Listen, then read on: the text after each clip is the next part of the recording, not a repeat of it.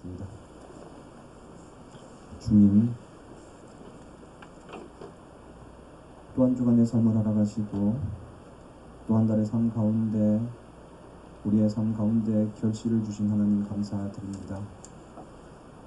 한 주간의 삶 가운데서 성실하게 살아왔고 하나님의 은혜에 감사하여 매주일 성실하게 드리는 주일의 예물을 기억하여 주시고 이 예물 따라 우리의 신앙이 어제보다 오늘 더 성숙되어지는 익어가는 삶이 되게 하여 주시옵소서. 감사의 예물을 드립니다. 주님, 이 예물이 하나님이 응답하실 만한 예물 되어지게 하여 주시고 우리의 마음의 소원이 하나님의 바람 되게 하여 주시어서 우리의 삶의 아름다운 열매가 맺혀지게 하여 주시옵소서. 가족의 구원을 드린 예물 관계 함께 하여 주시어 온 가족이 함께 예배 드릴 수 있는 은혜를 허락하여 주시고 한 주간의 삶을 감사해 드리는 예물을 통하여 또 한 주간의 삶이 감사의 고백으로 채워지게 하여 주시며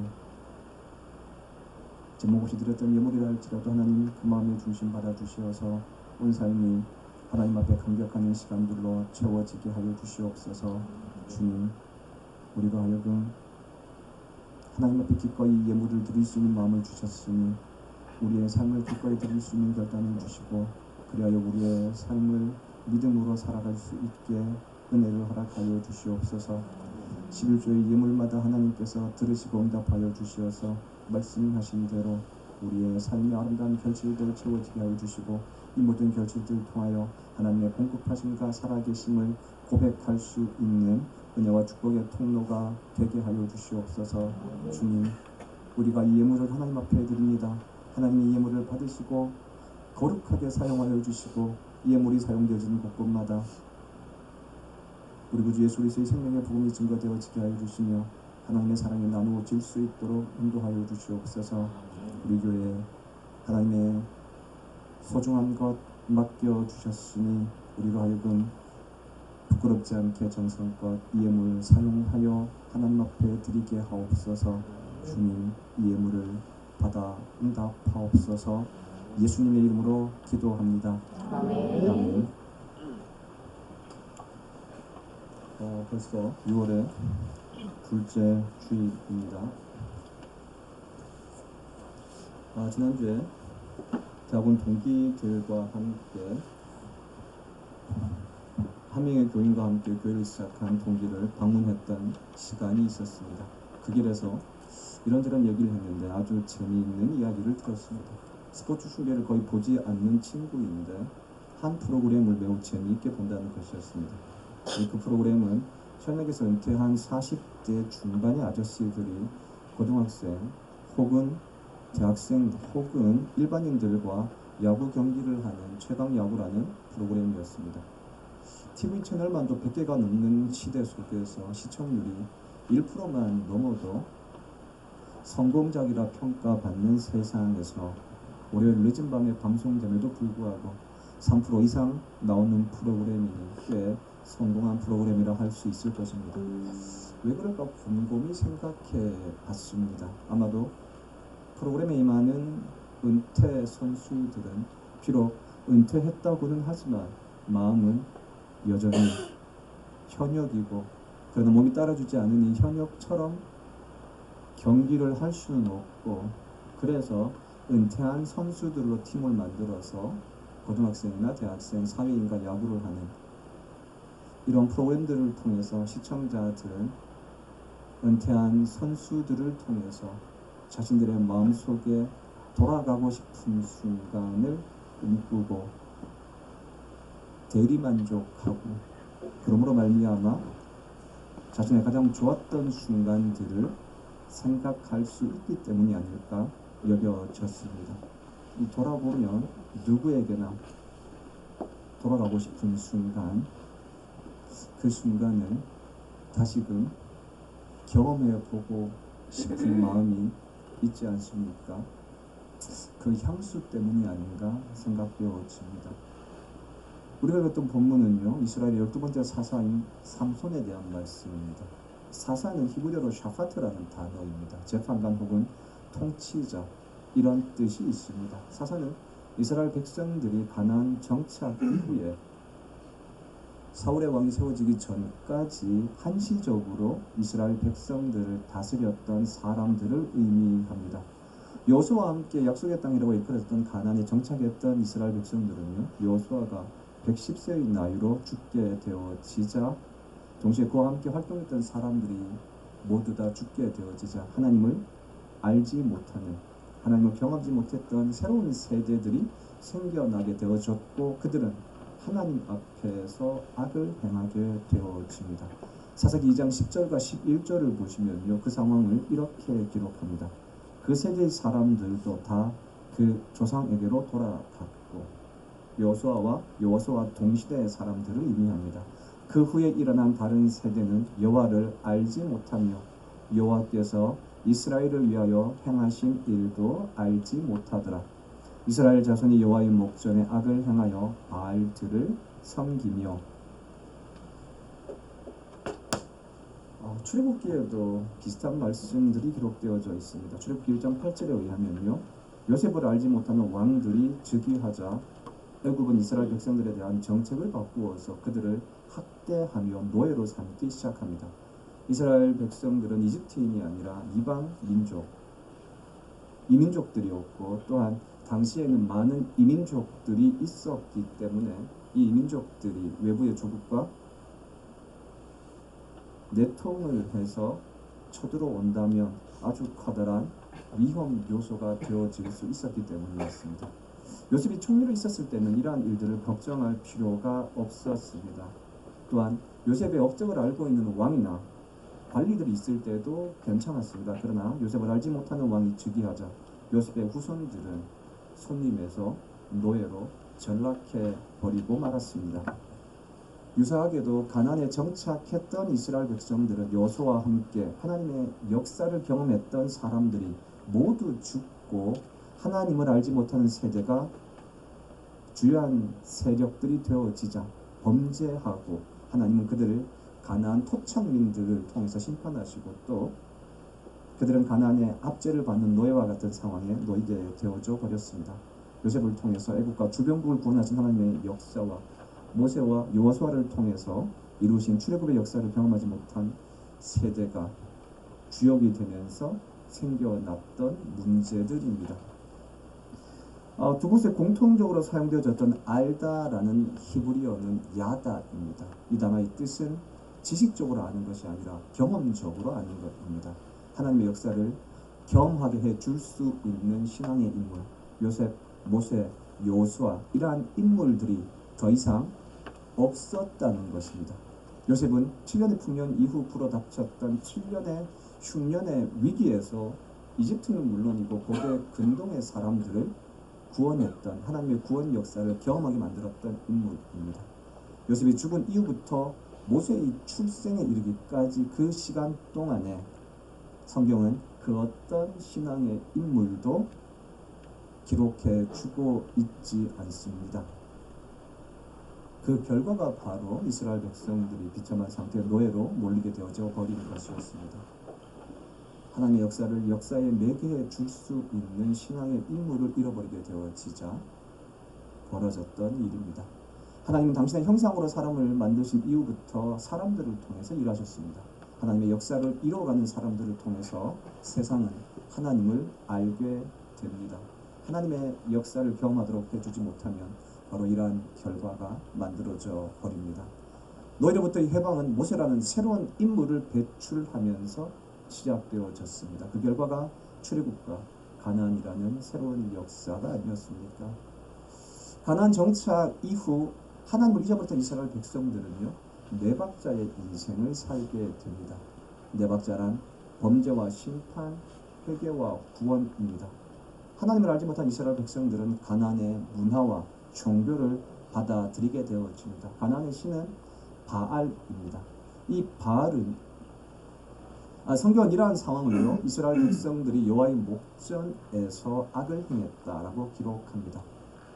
성경이 말하고 있는 악이라고 하는 것은요, 도덕적이나 윤리적인 악이 아니라 종교적인 악, 하나님을 거부하는 삶의 방식입니다.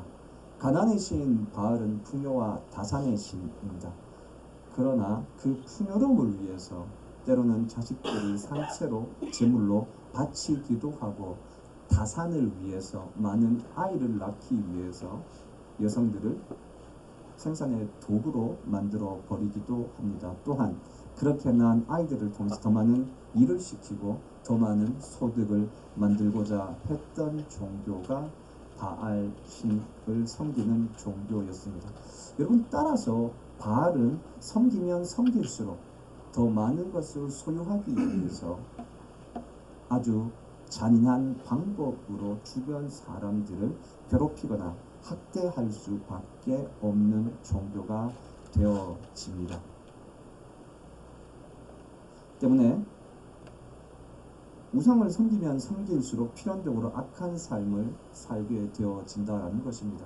바로 이런 이유가 하나님께서 주변 나라들을 통해서 이스라엘 백성들을 심판하고 계시는 이유입니다. 이것을 사사기는 하나님께서 이스라엘 백성을 대적의 손에 팔아 넘기셨다라고 기록합니다. 이스라엘 백성들은 압제를 받고서야, 다시 말해서 하나님의 도움이 절실하게 필요한 상황이 되고 나서야 하나님 앞에 부르짖게 되어집니다. 부르짖다라는 히브리어가 자크라는 단어인데 이것은 소리 지르다라는 뜻 정도가 아닙니다. 생명을 다해서 피를 토해내며 구원을 기도하다, 이런 뜻입니다. 핏소리라고 할 수 있습니다. 하나님은 이스라엘 백성들의 핏소리, 생명의 소리를 듣고 나서 사사를 통해서 구원해 주십니다. 여기 구원을 의미하는 히브리어가 야샤라는 단어인데요, 대가를 지불하고 노예를 해방시키다라는 뜻에서 왔습니다. 하나님이 어떤 분이신지 경험하는 것, 즉 하나님을 알도록 하기 위해서 고난이란 대가를 지불하시고 이스라엘 백성들을 구원하신다라는 것입니다. 여러분, 이처럼 사사기는요, 계속해서 이스라엘 백성들의 범죄와 하나님의 심판, 이스라엘 백성들의 회개와 사사를 통한 구원, 이렇게 네 박자의 수레바퀴로 굴러가고 있습니다. 이스라엘 사사 가운데 오늘 말씀의 주인공이 말씀드렸던 12번째 사사인 삼손입니다. 삼손의 일생과 업적을 간단하게 한번 살펴봅시다. 압돈이라는 사사가 죽게 되어지자 다시금 이스라엘 백성들은 여호와의 목전에서 악을 행하게 되어집니다. 블레셋의 압제를 받게 되어지자 그제서야 이스라엘 백성들은 다시 한번 하나님께 부르짖게 되어지고 이스라엘 백성들을 구원하기 위하여 선택한 사사가 바로 삼손입니다. 삼손은 우리가 모두 알고 있는 것처럼 나실인입니다. 그의 힘의 근원은 머리카락을 자르지 않는 것입니다. 이 힘으로 삼손은 나귀의 턱뼈를 들고 블레셋 사람 1000명을 죽였습니다. 그리고 나서는 나귀의 턱뼈로 한 더미, 두 더미를 쌓았으며 나귀의 턱뼈로 내가 1000명을 죽였도다 라고 노래했었습니다. 물론 이 이후에 삼손은 블레셋 사람들의 표적이 되어져 버렸습니다. 그럼에도 불구하고 삼손은 소래골짜기 드릴라라는 여인을 사랑하게 되었고 블레셋 사람들이 드릴라를 통해서 삼손의 힘의 비밀을 알게 되어지고 결국 머리카락이 잘리우고 붙잡혀 버리고 말았습니다. 블레셋 사람들은 삼손의 눈을 뺀 이후에 노줄로 결박해서 맷돌을 돌리는 노예로 삼아 버렸습니다. 그것이 오늘 우리가 읽었던 말씀의 내용이었습니다. 이 블레셋 사람들은요, 삼손을 잡게 해준 다곤 신에게 감사하기 위해서 3000명이 성전에 모여서 거대한 잔치를 베풀었습니다. 이 다곤 신은 되게 독특한 신입니다. 바알 신의 아버지로서 물고기와 사람이 합성되어진 신입니다. 그래서 일부는 어떤 사람들은 인어공주의 모태가 되어졌다라고 이야기도 하고, 현대의 또 어떤 사람들은요, 스타벅스의 상징이 다곤에서 왔다라고 이야기하기도 합니다. 어쨌건 되게 독특한 모양의 신입니다. 이곳에 모였던 사람들은 삼손을 불러내어 조롱을 하면서 잔치를 즐겼습니다. 지금 그들의 눈에는 나귀의 턱뼈로 1000명을 죽였던 삼손이 머리카락이 밀리운 채 힘없이 노줄에 매여 서 있는 모습만으로도 매우 즐거운 광경이었었습니다. 삼손은 그곳에서 마지막 기도와 함께 죽음을 맞이하게 되어지는 것, 바로 이것이 오늘 우리가 교독하고 읽었던 말씀의 내용입니다. 삼손의 마지막 장면을 가만히 보시면 삼손의 삶을 압축적으로 보여줍니다. 삼손은 사사입니다. 사사는 되게 카리스마적인 지도자입니다. 왕은 종신이라면 사사는요, 하나님께서 임하셔서 떠나시기 전까지의 기간, 그 기간 동안만 사사로서 활동할 수 있는 존재입니다. 때문에 사사기 13장 25절에 보시면 이 삼손의 처음에 활동할 때의 모습 이렇게 시작합니다. 여호와의 영이 삼손을 움직이기 시작하셨다. 하나님의 영이 임하셔서 삼손으로 하여금 사사로서의 사역을 감당하게 하셨다는 것입니다. 삼손의 힘의 근원이 말씀드렸듯 나실인과 연관되어져 있습니다. 나실이라는 단어가 되게 독특해요. 히브리어와 한문의 합성어입니다. 나실이란 히브리어는 하나님께 바쳐짐이라는 뜻입니다. 이는 사람이 아닙니까? 나실인이란 하나님께 바쳐진 사람이라는 뜻입니다.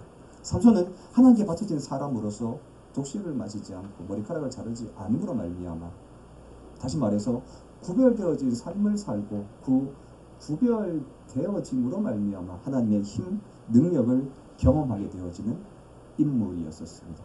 그리고 그 힘으로 20년 동안이나 사사로서 활동할 수 있었습니다. 그러나 삼손은 드리라라는 이방인을 사랑하고 그 사랑에 눈이 멀어서 자신의 힘의 비밀을 발설해 버리고 맙니다.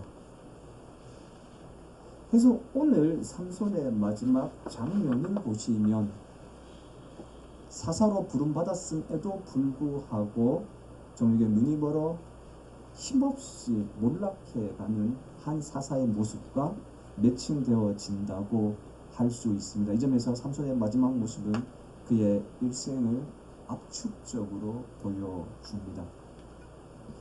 그러나 삼손의 마지막은 그렇게 비참한 삶만으로 끝나지 않습니다. 만일 오늘 우리가 읽었던 말씀 없이 삼손의 생이 끝나버린다면 우리는 삼손을 말씀드렸듯 바로 그러한 사사로서 기억하게 되어질 것입니다. 그러나 오늘 이 본문으로 말미암아 우리는 사사 삼손을 다르게 기억해 볼 수 있습니다. 삼손 생의 가장 치욕적인 순간, 생의 마지막 순간에 하나님을 향해서 그가 했던 처절한 기도 때문입니다. 주 여호와여 구하옵나니 나를 생각하옵소서. 하나님이여 구하옵나니 이번만 나를 강하게 하사 나의 두 눈을 뺀 블레셋 사람에게 원수를 단번에 갚게 하옵소서. 삼손은 이번만 자신에게 다시 한번 하나님께서 힘을 주셔서 블레셋 사람들이 자신의 두 눈을 빼어버린 것에 대한 원수를 갚게 해달라고 기도합니다. 그리고 신전에 두 기둥을 끼얹고 블레셋 사람들과 함께 죽기를 각오하고 신전을 무너뜨립니다. 그 결과 삼손은 3,000명의 블레셋 사람들과 함께 죽음을 맞이합니다. 성경은 삼손이 죽을 때 죽인 사람이 사사로서 죽인 사람보다 더 많았다고 기록해 주고 있습니다. 이것이 삼손의 죽음입니다. 때문에 블레셋 사람에게 원수를 갚게 해달라는 삼손의 말은요, 삼손의 마지막 말 혹은 삼손의 유언이라고 할 수 있습니다.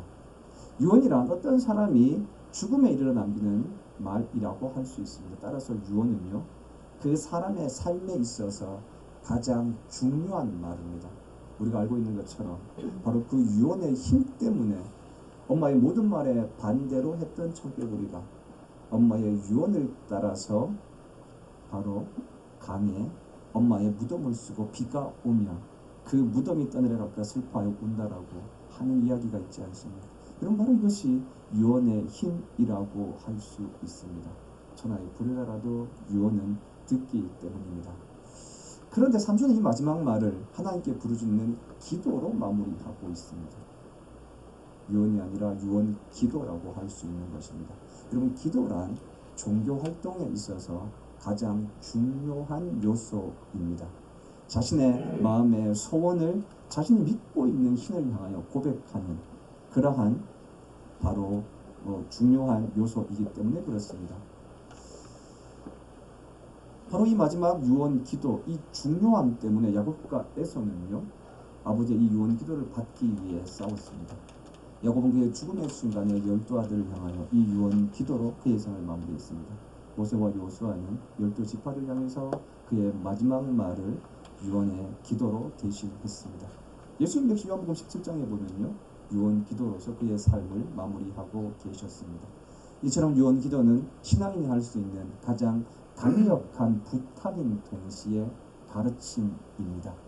삼손 역시 그의 생의 마지막 날 유언 기도로 끝을 맺고 있습니다. 죽음의 순간 삼손이 사사로서 자신의 사명을 자각하고 그 사명을 이룰 수 있도록 기도하고 있다는 것입니다. 삼손은 자신에게 주어졌던 힘으로 이스라엘 백성들을 구원했던 사사입니다. 그 힘과 함께 삼손은 사사로서 그의 인생의 전성기를 살았습니다. 그 전성기를 다시 살고 싶은 삼손에게 필요했던 것이 바로 힘이었습니다. 그렇다면 삼손의 유언 기도를 오늘날 우리의 언어로 바꾸어 본다면요, 하나님, 내 인생의 전성기를 다시 한 번만 돌려주십시오. 이런 기도가 될 수 있을 것입니다. 여러분, 누구에게나 돌아가고 싶은 인생의 전성기가 있지 않습니까? 어떤 사람은 아직 내 인생의 전성기는 오지 않았다라고 말합니다. 대개 자신이 젊었다고 생각하는 사람들이 가지는 생각일 것입니다. 이런 사람들에게 인생의 전성기는요, 미래에 있습니다. 때문에 현재라는 시간은 언제나 노력하고 투자하는 시간입니다. 그렇다 보니 지금의 시간은 언제 올지 모르는 미래의 전성기를 위해서 투자하는 시간이기 때문에 고생과 노력과 투자로 가득 채워집니다. 또한 그로 말미암아 겪게 되어진 어려움에 대해서는요, 참으라, 인내하라, 기다리라 라고 말을 합니다. 전성기를 기다리는 사람에게 오늘의 삶은 노력이나 힘듦으로 채워질 수밖에 없을 것입니다. 어떤 사람은 자신의 전성기가 이미 지나갔다라고 여길 것입니다. 주로 인생의 한 고비를 넘었다고 여기는 사람들이 가지는 생각입니다. 이런 사람들은 언제나 과거에 좋았던 시점을 그리워하며 살아갑니다. 그들의 시선은 언제나 과거에 그때 고정되어져 있습니다. 그들의 입에는 그때가 좋았는데 라는 말로 가득 차 있습니다. 때문에 현재는 회한 혹은 후회로 가득 차 있습니다. 이런 사람들에게 오늘의 삶은 아마도 아쉬움의 순간일 것입니다. 블레셋에 잡혀왔던 삼손 역시 자신의 전성기는 지나갔다라고 생각했었을 것입니다. 사사로서 긴 머리를 휘날리며 블레셋 사람들을 마음껏 쳐부수던 때가 인생의 전성기라 여겼을 것이기 때문입니다. 20살에 사사로서의 임무를 시작하고 블레셋 사람들과의 싸움을 싸웠던 삼손은 자신의 실수 때문에 아주 짧은 시절 전성기로 마무리해 버리고 말았습니다. 때문에 삼손은 끊임없이 만일 드릴라라는 여인을 만나지 않았더라면, 혹은 드릴라에게 자신의 비밀을 말하지 않았다면 이렇게 힘없이 붙잡히진 않았을 텐데 라는 생각으로, 후회로 그의 삶을 그 어두운 감옥에서 채웠을 수도 있습니다. 그렇게 후회 속에서 맷돌을 돌리던 삼손이 다시 자라나는 머리털과 함께 깨달은 사실이 있습니다. 자신의 전성기는 머리털에 있지 않고 머리털을 통해 힘을 주셨던 하나님께 있다는 사실입니다. 때문에 삼손이 하나님을 향해서 자신을 기억해달라고, 생각해달라고 기도하고 있는 것입니다. 여러분, 생각하다라는 단어가 히브리어로 자카르입니다. 그리고 원래 그 뜻은요, 표시하다입니다. 우리가 어떤 표시를 한다는 것은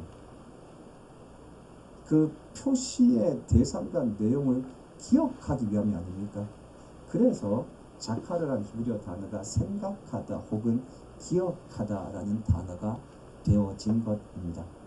삼손의 머리카락은 단지 하나님의 능력이 머문다는 표시에 지나지 않았습니다.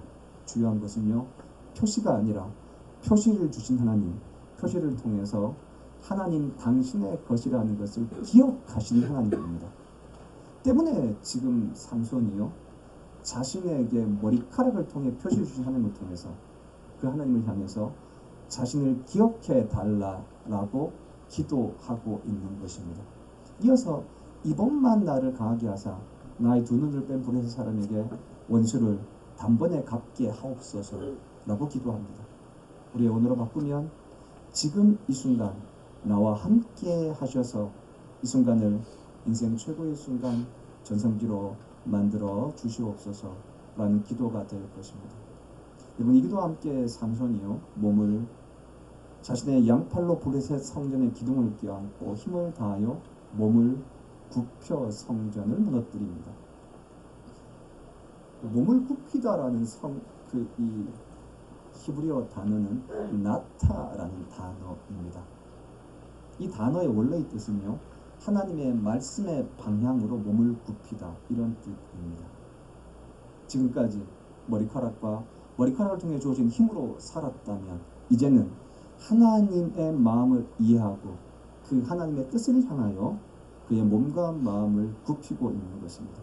이스라엘 백성들의 범죄로 말미암아 블레셋 사람들에게 이스라엘 백성들을 잠시 맡겨 두셨던 하나님, 그러나 지금은 당신을 통하여 삼손 당신을 통하여 이스라엘 백성들을 구원하시고자 하는 하나님의 마음, 그 하나님의 마음과 그 하나님의 말씀을 깨닫고 삼손이 그 하나님의 말씀을 향하여 그의 온 몸을 굽히고 있는 것입니다. 결국 삼손의 힘은 하나님을 향하여 마음 쓰는 만큼 나타났습니다.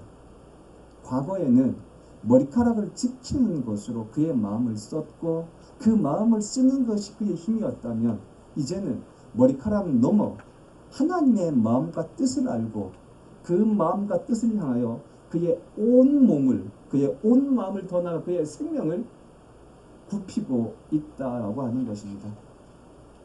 이제 하나님을 향한 마음을 굽힘으로 삼손은 그의 인생의 전성기를 만들고 있습니다.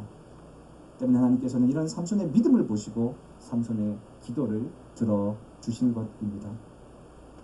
여러분, 세상은 최고의 결과를 만드는 순간 혹은 최상의 결과를 만들었던 시점이 전성기라고 이야기합니다.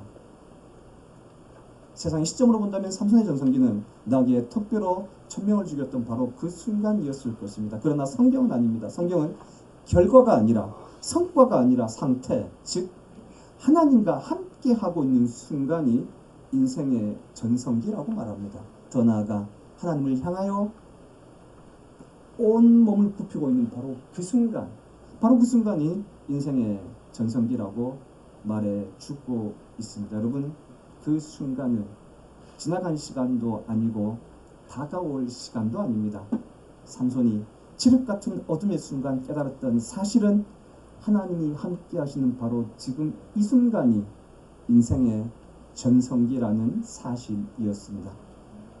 이를 깨달은 삼손이 지금 인생 최악의 시간을 최고의 순간으로 만들어 달라고 기도하고 있습니다. 여러분, 이처럼 하나님에게 있어서 어떤 사람의 전성기는요 지나가는 시간도 아니고 다가올 시간도 아닙니다. 그 전성기는 하나님과 함께하는 바로 이 순간, 하나님을 향해 몸을 굽히는 바로 이 순간입니다. 라틴어 격언에 hic et nunc라는 단어가 있습니다. 직역하면 지금 여기에서라는 말입니다. 여러분, 어제가 인생의 최고의 순간이었다고 그리워하지 마시기 바랍니다. 내일 더 좋은 날이 올 거라 기대하지 마시기 바랍니다. 하나님과 함께하고 있다면 지금이 바로 인생 최고의 순간입니다. 하나님과 함께 오늘을 최고의 순간으로 살아간 사람만이 지나왔던 어제의 순간을 최고의 순간으로 기억할 수 있습니다. 동시에 내일의 시간도 최고의 순간이라 기대할 수 있습니다. 결국 이런 최고의 순간들이 모여서 우리의 믿음의 삶과 고백이 되어지는 것입니다.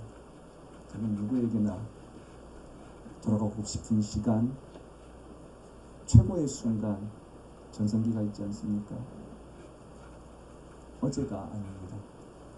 내일도 아닐 것입니다.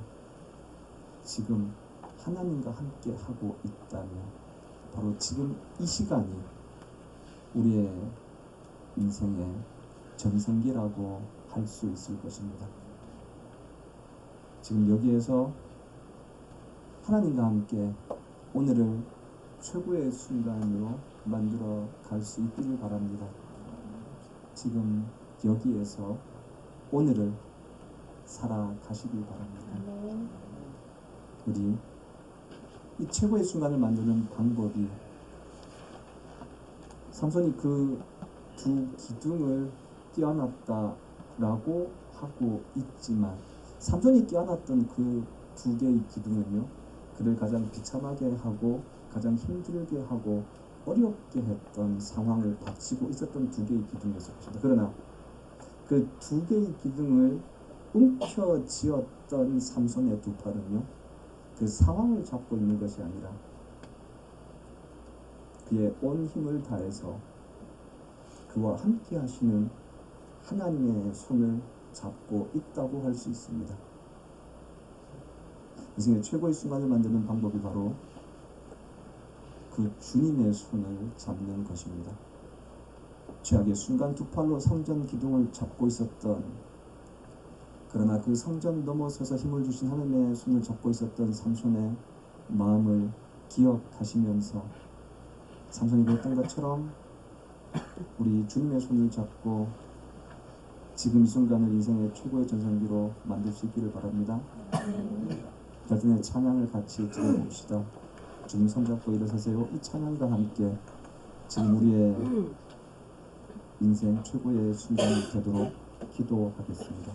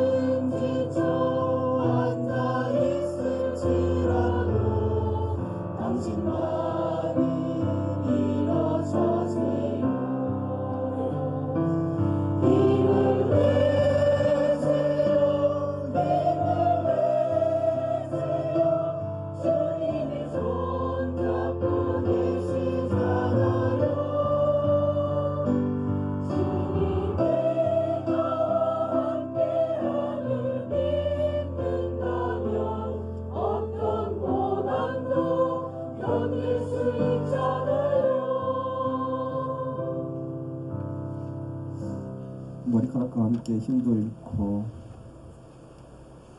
두 눈은 뽑혀 앞을 볼 수도 없는 적진 한가운데에서 하나님의 손을 잡음으로 최악의 순간을